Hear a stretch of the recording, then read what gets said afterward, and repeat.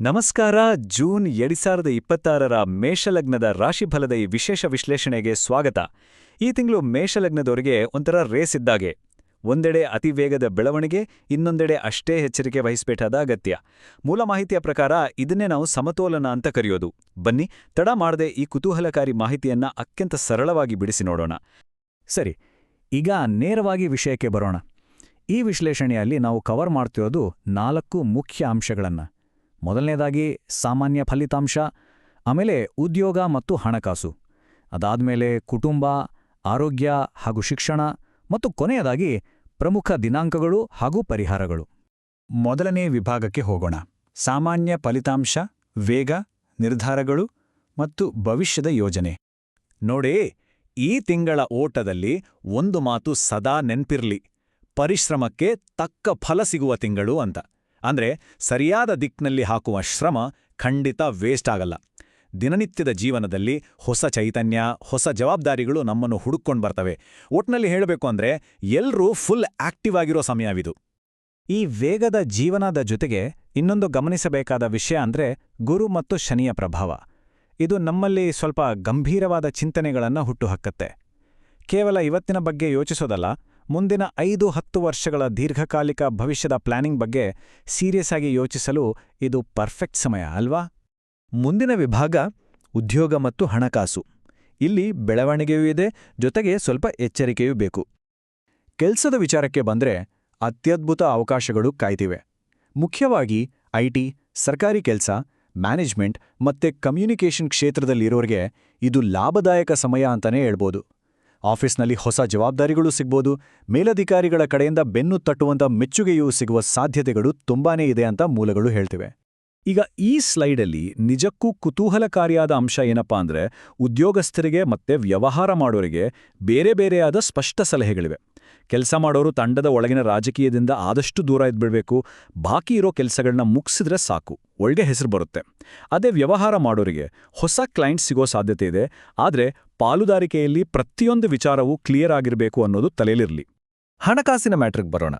ಆದಾಯ ಸ್ಥಿರವಾಗಿರುತ್ತೆ ಅನ್ನೋದು ಒಂದು ದೊಡ್ಡ ರಿಲೀಫ್. ಆದ್ರೆ ಮನೆ, ವಾಹನ ಅಥವಾ ಕುಟುಂಬದ ಖರ್ಚುಗಳು ದಿಢೀರನೇ ಹೆಚ್ಚಾಗಬಹುದು. ಇಲ್ಲಿ ನಾವು ಕಲಿಯಬೇಕಾದ ಮುಖ್ಯ ಪಾಠ ಅಂದ್ರೆ ದೀರ್ಘಕಾಲದ ಹೂಡಿಕೆಗಳ ಕಡೆ ಗಮನ ಹರಿಸೋದು. ಜೊತೆಗೆ ಜೂನ್ 14ರ ನಂತರ ಯಾವುದೇ ಕಾರಣಕ್ಕೂ ಅನಾವಶ್ಯಕವಾಗಿ ಸಾಲ ಮಾಡಲೇಬಾರದು ಅಂತ ವಾರ್ನಿಂಗ್ ಕೂಡ ಕೊಡಲಾಗಿದೆ. ಸ್ವಲ್ಪ ಹುಷಾರ್. ಈಗ ಮೂರನೇ ವಿಭಾಗದ ಕಡೆ ಹೋಗೋಣ. ಕುಟುಂಬ, ಆರೋಗ್ಯ ಮತ್ತು ಶಿಕ್ಷಣ. ಇಲ್ಲಿ ನಾವು ಸಮತೋಲನ ಕಾಯ್ದುಕೊಳ್ಳೋದನ್ನ ಕಲಿಬೇಕು. ಕೆಲಸದ ಬ್ಯುಸಿ ಲೈಫಿಂದ ಸ್ವಲ್ಪ ವೈಯಕ್ತಿಕ ಜೀವನದ ಕಡೆ ಬಂದ್ರೆ ಇಲ್ಲಿ ಸಂವಹನ ಬಹಳ ಇಂಪಾರ್ಟೆಂಟ್.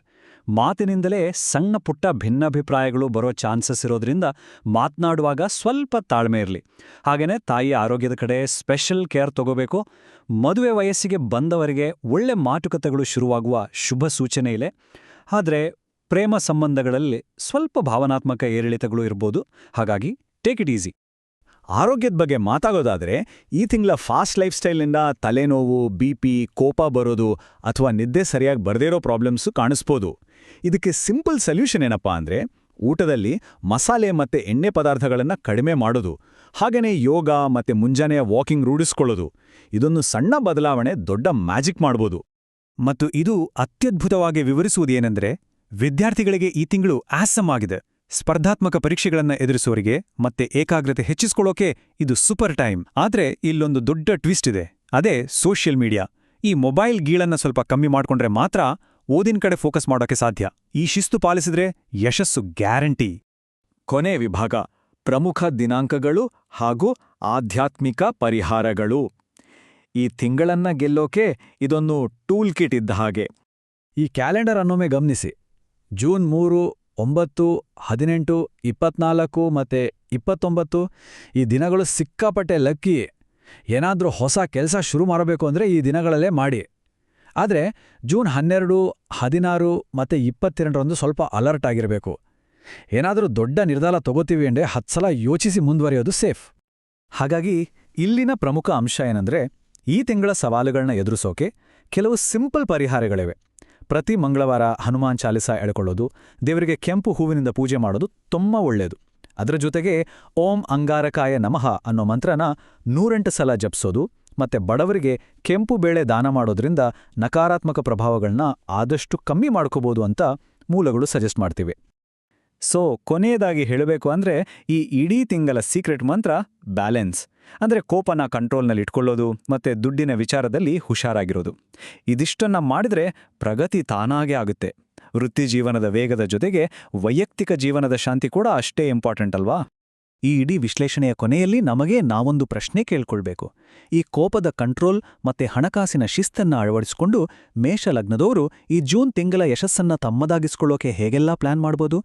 ಈ ಮಾಹಿತಿ ಮುಂದಿನ ದಿನಗಳನ್ನ ಇನ್ನಷ್ಟು ಉತ್ತಮವಾಗಿ ರೂಪಿಸಿಕೊಳ್ಳಲು ಸಹಾಯ ಆಗತ್ತೆ ಅಂತ ನಂಬ್ತಾ ಈ ವಿಶ್ಲೇಷಣೆಯನ್ನ ಇಲ್ಲಿಗೆ ಮುಗಿಸ್ತಾ ಇದ್ದೀವಿ. ಕಲಿಯುವ ಪ್ರಕ್ರಿಯೆ ಹೀಗೆಯೇ ಮುಂದುವರಿಯಲಿ.